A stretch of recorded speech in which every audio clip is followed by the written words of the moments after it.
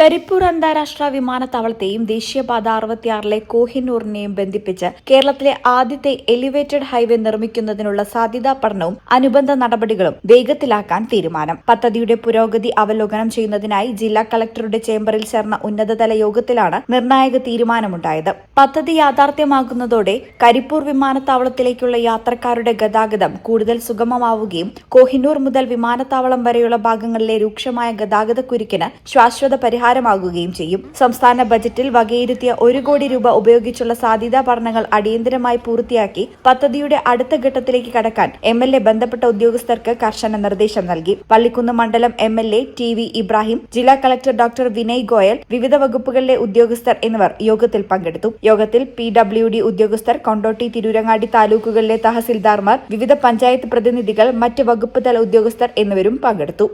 ഈ ചാനൽ കരിപ്പൂർ.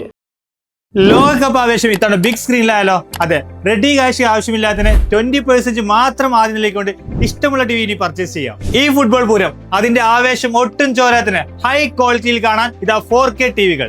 അപ്പൊ ഇനി അതിന്റെ ബാക്കി തുകയോർത്ത് ടെൻഷൻ അടിക്കേണ്ട. ബേയ്മെന്റ് നിങ്ങൾക്ക് നൽകുന്നു പലിശരഹിത മാസത്തവണയിൽ. അപ്പോൾ നിങ്ങളുടെ TV അപ്ഡേറ്റ് ചെയ്യാൻ വിളിക്കൂ ബേയ്മെന്റിലേക്ക്. Making it easy. Valancheri. Phone 9526 001 003.